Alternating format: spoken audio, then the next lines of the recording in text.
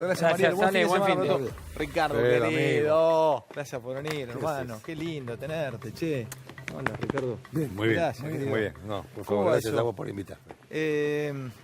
¿Tenés más libros o tenés estos tres? No, tengo más. ¿Querés levantar la silla? ¿Estás Con otra- abajo ahí o no? ¿Querés levantarlo un poquito A más? ver, ¿Cómo quieres vamos vos? a ver. Si no, creo que puedes levantarla. Está ahí. Ahí está. Por ahí estamos. A ver, pará. Así no, Ahí está, así no ahí estamos bien, así no estamos estamos tan diferentes. No, tengo más. Tengo ¿Tenés más más? con otro editorial. Bueno, te felicito. Esto es lo Gracias. último. Esto, eso que tenés Este, acá, sí, este de es el Vengador de último. Lampa, sí. Sí, Vengador de Lampa. Bueno, me puse a repasar. Tenés desde...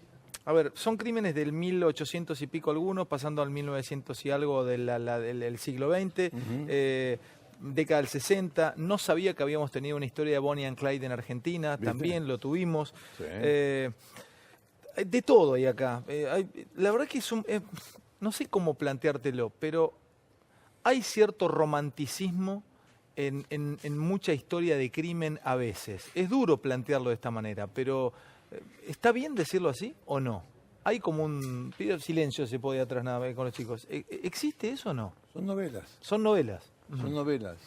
Romanticismo, no sé si es romanticismo, pero son novelas. Si vos los contás, me vas a disculpar la voz, Sí. pero me agarraste en un mal día. Dale. Si vos lo contás como un cable de noticias, esto no tiene ningún sentido. Si vos contás un hecho así... Un hecho criminal como un cable de noticias no tiene ningún sentido. Pero el periodista no es una pared. O sea, la pelota viene, no le rebota y se acabó el partido. No, no le rebota, le queda. Entonces, cuando le queda, tiene sensaciones, impresiones, quiere indagar más acerca de los personajes y sobre todo nosotros los latinos queremos... ¿Vos te diste cuenta que en cada caso penal la gente, a ver, el público, en su gran mayoría, está a favor de uno, en contra de otro, se identifica con aquel? Siempre, con este? siempre. Ujú. Porque incluso lo estuve estudiando hasta hace poco en un interesante libro de Gabriel Kessler, que es sociólogo, se llama El sentimiento de inseguridad, el miedo al delito en Argentina. Lo he leído, sí. Siempre con la víctima. La gente se identifica con la víctima. Generalmente, sí. O, Pero sí, no- siempre no. ¿sabés qué pasa? Generalmente. ¿Sabés Generalmente. qué pasa? Los que se identifican con el autor no te lo van a decir. Pero hay gente que se identifica con el autor. ¿Sí qué querés? ¿Y qué querés? Ocurre Cuando eso- alguien te dice, ¿y qué querés? Se identifica con el autor. Es solapado, Ocurre. pero existe. Sí, por Ocurre esa supuesto. identificación. Por supuesto que existe. Por supuesto que existe. No estamos hablando ni de bien ni No, de mal. no, ¿eh? no, no, Estamos hablando de cuestiones que son comprobables, son constataciones. Ujú. Contame una cosa, Ricardo, antes de pasar por alguno de los hechos que vos o de los crímenes que desarrollás en Crímenes Sorprendentes de la Historia Argentina 1 y el 2. Y ahora voy a pasar a tu libro. ¿Cuál es para vos el hecho que a vos más te impactó de todos estos que relatás? ¿Hubo alguno en especial? Hay uno que, por ejemplo, el asesino que murió de hambre, o el preso que se dejó morir de hambre, Sí, ¿no? se dejó Que era de morir de Valladolid, en realidad. Era Sí, un un asesino, un español, exactamente, que amaba al conde de Montecristo, la historia del conde de Montecristo. Se escapa para vengar a quien lo había mandado al frente, le termina cortando la lengua, al que le termina cortando la lengua muere a los 2 o 3 días. O sea, eran historias del 1800 y pico en Sí. Buenos Aires. ¿Te impactó alguno de ellos? ¿Alguna historia de todas estas que te relatás en tus libros? Sí, me impactó una que no es tan vieja, Ujú. sino que desde la década del 90, entre el 80 y el 90, que es de un muchacho que en aquel entonces tenía 19 años, que se llama Nelson Madaf, en San Luis. A Nelson Madaf lo acusaron de haber provocado el aborto y la muerte de su novia.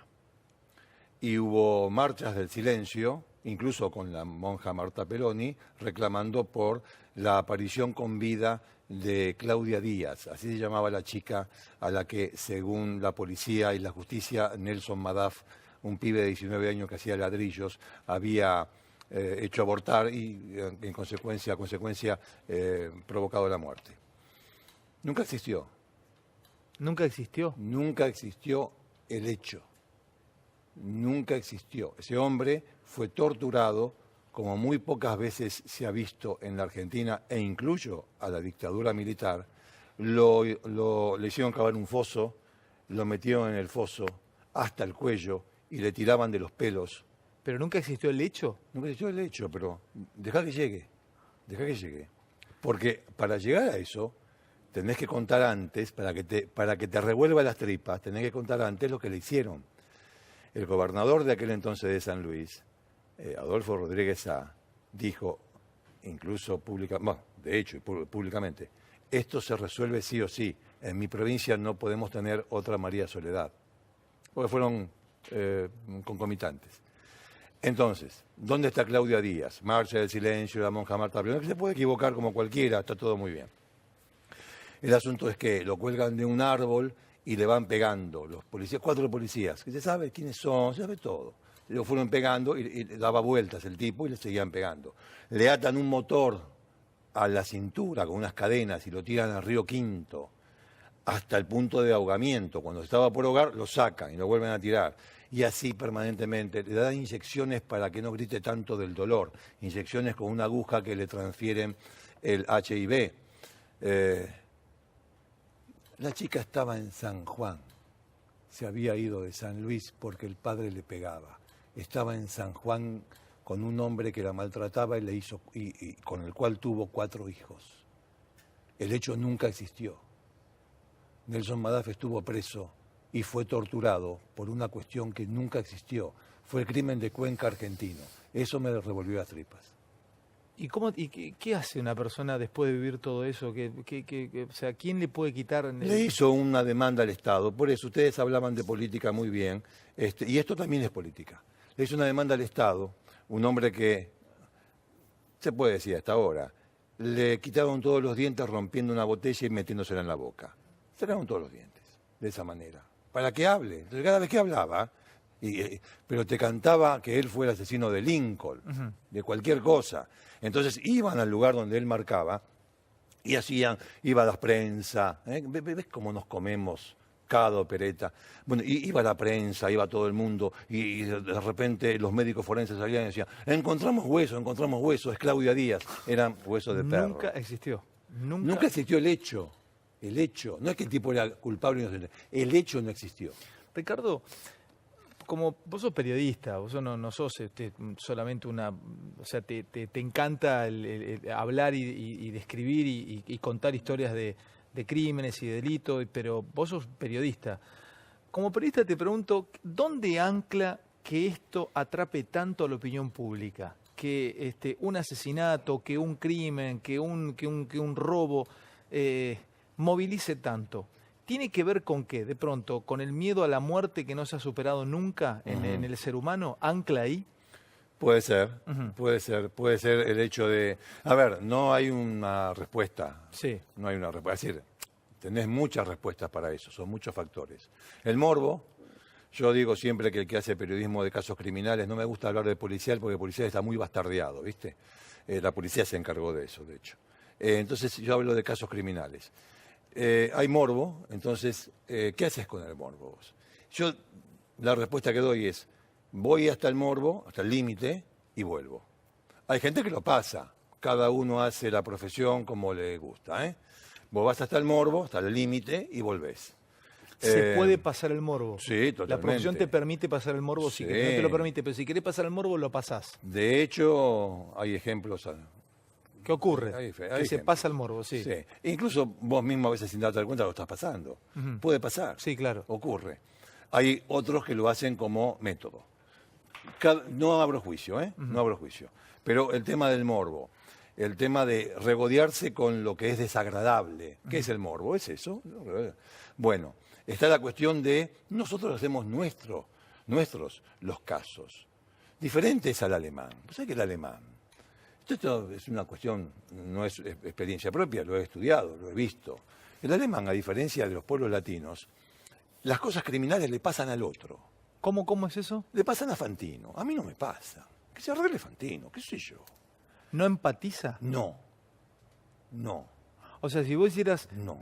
Durante mucho tiempo, como lo hiciste, hubieras hecho, no sé, Cámara del Crimen, no hubiera tenido éxito en la televisión berlinesa. No empatiza tanto, no rinde como categoría lo criminal. Obviamente no sé lo que hubiese pasado, pero no. Mirá vos. En cambio en Inglaterra sí. Y mirá que estamos hablando de países anglosajones, germanos, etcétera. Bueno, en el caso de Inglaterra, anglosajones, claramente. Pero bueno, ellos tienen otro componente. Los romanos tuvieron ahí 400 años, no por nada, hace mucho. Pero bueno, volviendo a lo que vos me preguntabas, está el componente del morbo, está el componente de eso, de la empatía. Y yo me identifico. Y además es una historia. Porque ya no... A ver, antiguamente hace 70 años, ha habido casos espeluznantes o casos muy novelescos que atrapaban a la gente. Sin embargo, en los diarios, que era el medio de comunicación por excelencia, la prensa escrita, salían así. Así. Me acuerdo en el 73, una señora de casi 60 años que descuartizó a un hombre que la acosaba y lo cocinó. En la calle, en la Avenida Independencia. ¿Hoy cómo sería? Hoy sería, ¿Hoy cómo sería? Días. No, días. Días, estoy haciendo semanas. 12 horas de programa con eso de diarios. Ahí está. Olvídate. Ahí días. está. Muy bien. Ricardo, días. ¿Qué fue? Días. ¿Así eso? Yo lo titulé Un amor otoñal. La mujer tenía 58, el hombre tenía 63. Y además la extorsionaba, una abusada. Déjame algo que he charlado con muchos abogados, Sí. Y voy a aprovechar a charlarlo con vos. Y ahora quiero pasar al Vengador de Lampa. Ujú. Escúchame, tengo una duda sobre si cualquiera puede matar o no es para cualquiera matar. A mí me han dicho abogados sentados donde estás vos, Fantino, cualquiera puede matar. Hay un momento en donde cortás cadena y podés matar. Por un hecho, podés decir, bueno, si tocan a mi hija, o tocan a mi esposa, o tocan a un ser querido, puedo matar. Pero hay otros que te dicen, no es fácil matar, ¿eh? Así estén tocando a una hija o así estén tocando a un ser querido, agarrar un puñal, un cuchillo y clavárselo a alguien en el pecho hasta sentir que estás matándolo o en defensa propia o en defensa de un ser que amás. Pregunto, o una locura, te bajaste del auto, agarraste un palo, pum, te peleaste con un tipo que te cerró con un colectivero, ataque de ira, pum, mataste a una persona. ¿Qué te dice tu experiencia, Ricardo? ¿Cualquiera puede matar o no? Todos somos calentones, no cualquiera puede matar. No cualquiera puede matar. Todos somos calentones. Yo me bajo del auto con un palo. Si el tipo tiene un revólver me mató. No cualquiera puede matar. El que se baja del auto con un palo, se baja del auto para matar. Pero no cualquiera puede matar. 2 señoras quisieron matar a una chica. La degollaron. Seguía viva. La asfixiaron. Seguía viva. No sé qué otra cosa le hicieron. Seguía viva. O sea, la mataron en partes. Porque no sabían hacerlo. No cualquiera puede matar. ¿Sabes lo que dice la mafia italiana, la Cosa Nostra? Para estrangular a un hombre como vos, por ejemplo, hacen falta por lo menos 3. Para estrangular un hombre de buen porte o grandote necesitas 3 tipos. 3 tipos. 3 tipos. Uno solo es difícil. Y hay una escena, vos fijate, ¿no? Cómo una cosa se relaciona con la otra, y no es joda. Hay una escena en El Padrino 1 donde estrangulan a un tipo que está sentado delante del auto, otro que está detrás, pero porque está detrás, y aún así patea hasta romper el parabrisas. Bueno, en definitiva, no cualquiera puede matar. La perfección de un crimen. Ahora, ojo, por una Sí. tontería matás, ¿eh? Sí, claro. Llegás a la muerte. Puede pasar. Puede pasar. Pero decir, todos podemos matar, bueno. No. Escúchame, esta te la habrán hecho 1000 veces, pero es una pregunta que todos que la quisieran hacer seguramente. ¿Viste Crimen Perfecto alguna vez? O si llegó a vos es porque no fue un crimen perfecto, No, o si llegó a la prensa o a la policía. Todo el ¿Existe el crimen Y perfecto? mira Nisman, todo el tiempo. Todo el tiempo. El triple crimen de Chipolletti. Todos los crímenes impunes son crímenes perfectos. Qué bueno eso. Todos los crímenes impunes son crímenes perfectos. Pero obvio. Ahora vamos a decir, ¿por qué? Liliana Talarico, La Plata, 1994, una bailarina del ballet Bransen, quedó impune. ¿Por qué? Porque la policía actuó como la miércoles. Por ejemplo. Generalmente es así, porque alguien tiene que investigar, o porque el fiscal está viendo... ¿Seguiste el caso Una de película, la qué sé yo. desaparición de Jubileo? Sí, lo seguí. Nunca se supo nada, ¿no? No. Desapareció. Hay una hipótesis según la cual ahí había una ciénaga que ya no está más en esa parte de la colonia, que bueno, tal vez, a lo mejor, quizás, pero no. No, es uno de los grandes misterios argentinos. El crimen de Norma Mirta Pengelec en el 62 fue como el de María Soledad, con la diferencia que no movió a ningún funcionario de su lugar. Pero para el público fue como María Soledad. Era una chica judía de 16 años que desapareció un 29 de mayo de 1962. Desapareció. Y apareció al año, en Lavallol, enterrada. Pero era más larga, más alta que Norma Mirta. Cuando uno muere y pasa un tiempo, se suele achicar. ¿Era o no era? Alguna huella dio que sí, en definitiva, era. Nunca se resolvió. Ricardo, ¿cuánto de un tipo como vos, con la experiencia que tenés y con lo que has visto como dentro del periodismo, decidieras mañana hacerte detective? No. Y quisieras trabajar para ayudar a resolver. No. O sea, ¿cuánto va de conocimiento, cuánto va de intuición? Porque No, desarrollas intuición también en sí, a veces, ¿o no? a veces te ¿Te equivocás. ha ayudado? a veces no. ¿Has hablado con alguna fuente policial? Le has dicho, che, yo creo que va por este lado. No, hablé y con un finalmente terminaste teniendo razón. Hablé con un periodista con el segundo crimen de Chipolletti, porque hubo 2 triples crímenes de Chipolletti. Hablé con el periodista que era corresponsal de Clarín y le dije, una de las 3 víctimas era psicóloga. Sí. ¿A quién atendía? A chicos de la cárcel. ¿Y por qué no buscan por ahí? Era uno de ellos. Después, vos viste que los jueces fuman debajo del agua. Después lo condenaron, lo absolvieron, no importa. No lo haría nunca. Yo soy periodista. No lo haría nunca. No soy detective ni nada por el estilo. No. Este es tu último libro, El Vengador de Lampa, está basado en un caso real. Yo te digo, estamos a viernes, siempre cuando presentamos a alguien que escribe algo, que escribe libros, que escribe ensayos, novelas, en este caso investigación histórica, como es Crímenes sorprendentes de la historia argentina, el 1 y el 2 de Canaletti. Como estamos a viernes, siempre los pongo a propósito los viernes, porque te da gana mañana sábado ir a comprar los libros. Pues yo estoy seguro que mañana tendrás ganas. Y lo único que le voy a pedir a Ricardo que si este libro se pone, ¿esto es de Sudamericana también? Sí, Sudamericana. Sí. Si este libro se pone arriba en ventas, algo hicimos desde este programa. Te lo aseguro porque nos ha pasado muchas veces. Ojalá. Nos ha pasado muchas veces. A ver, contame de este libro. ¿Por qué te llamó la atención este caso? Y describime un poquito, calentame a la gente con este libro.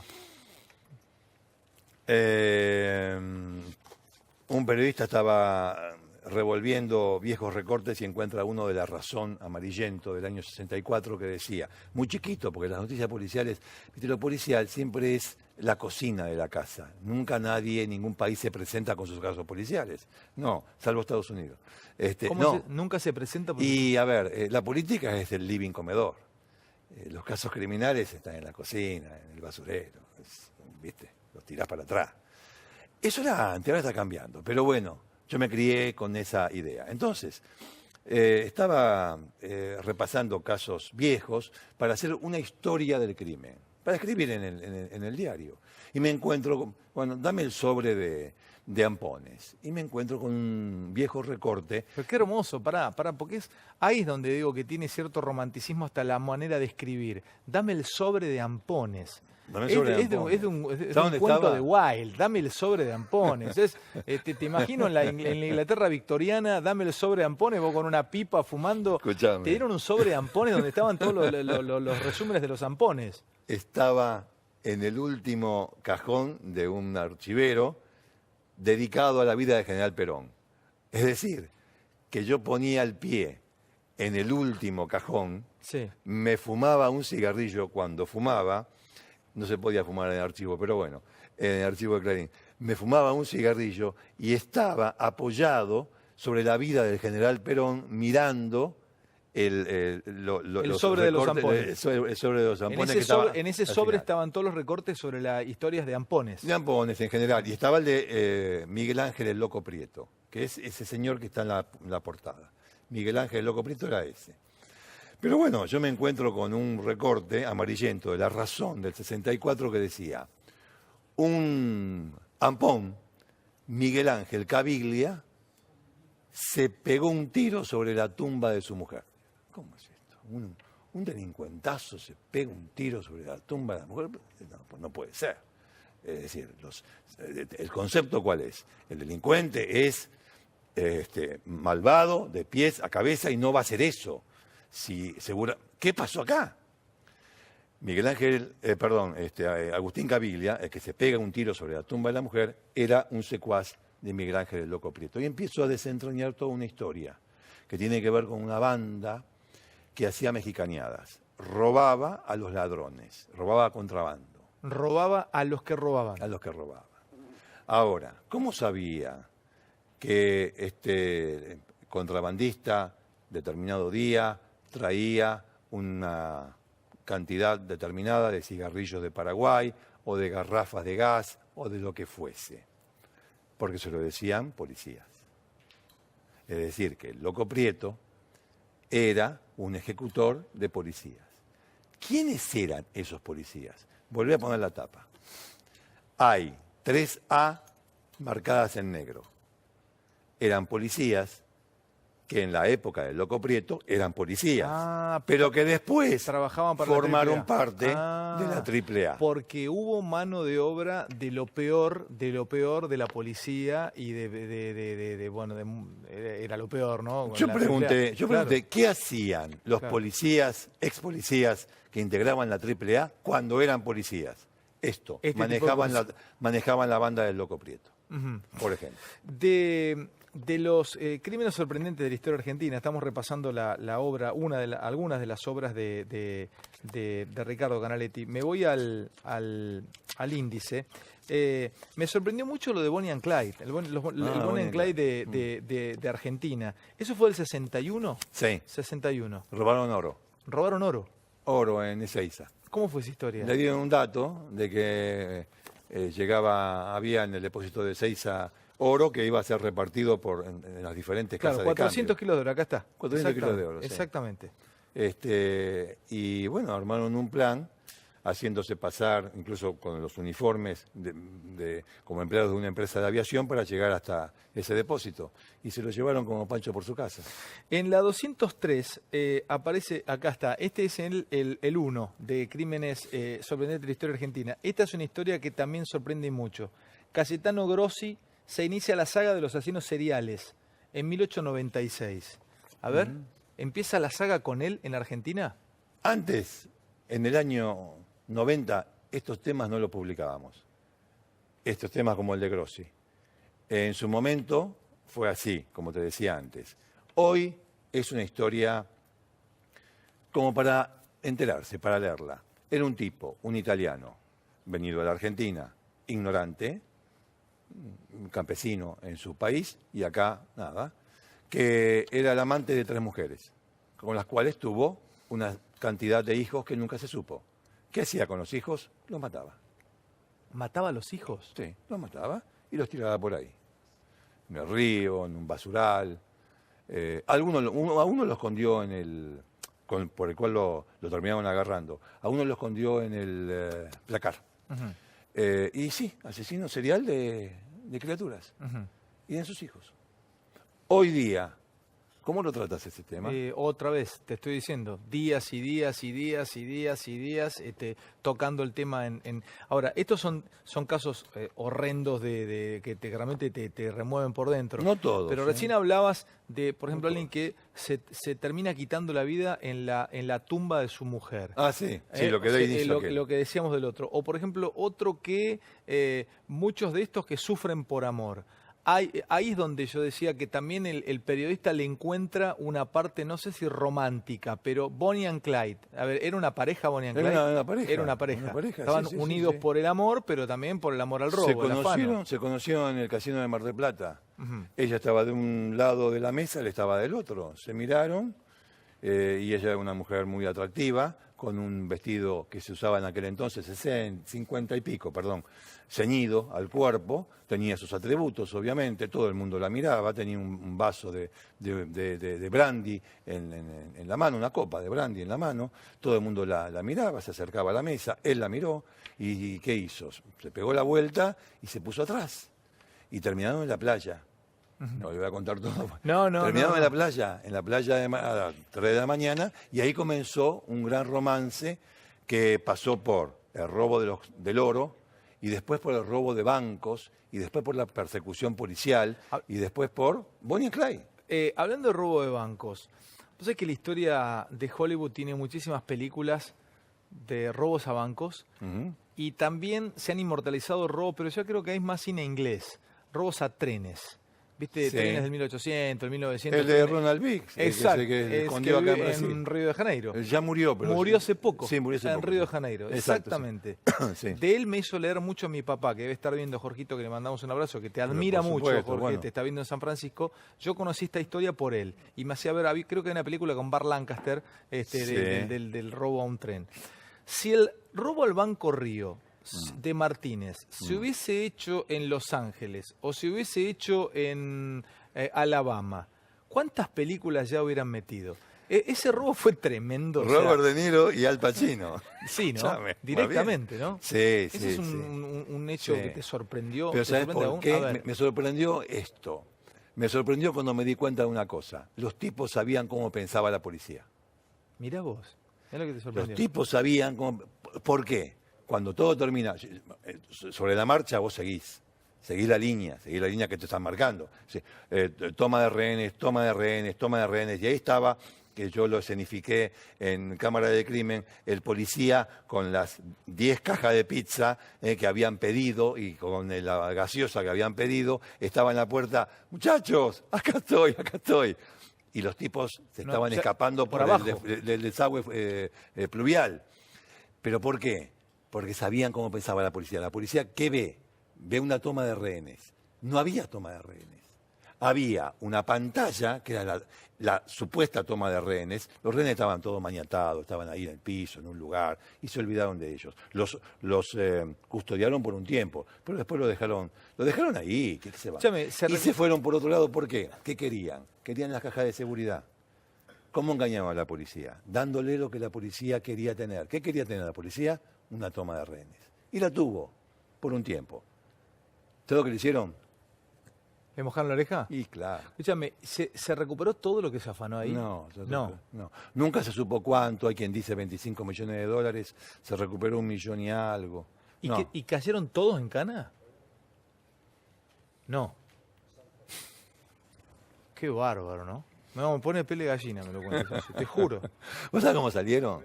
Había un coche estacionado en determinado Claro, lugar. levantaron una tapa. Yo y estaba en te juro por Dios, me pone la pelea de gallina. bueno, Te y seguía, bueno. era. Y bueno. Claro, fue así. levantaron una tapa y se metieron abajo. salieron Estaba por- agujereada la camioneta. Exactamente, y Había salieron agujereada la arriba de camioneta, directamente adentro. Y dijeron, festejaron ahí, festejaron dentro del banco, pero en la camioneta dijeron, no nos vemos más. Lo que pasa que el amor de uno ¿Ves que, hacia siempre una hay algo, chica, ves que siempre hay algo romántico en las y historias bueno, de crimen? ¿viste? Hizo que le dejara poca plata a su mujer.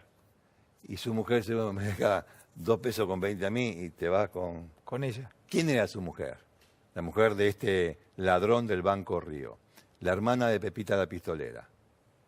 Agárrate los pantalones, Fantino. No. Sí. Qué bar, no, me quedaría, hace media hora, me quedaría horas con Ricardo, pero horas. Les recomiendo cualquiera de los libros de Ricardo, de estos 3, para el fin de semana, para encarar. Este es El Vengador de Lampa, el último. Pero estos 2 están bárbaros, ¿eh? A mí me gusta, me enganché por supuesto con los 2, pero el 1, las historias del 1, sorprendentes de la historia argentina, es terrible este libro.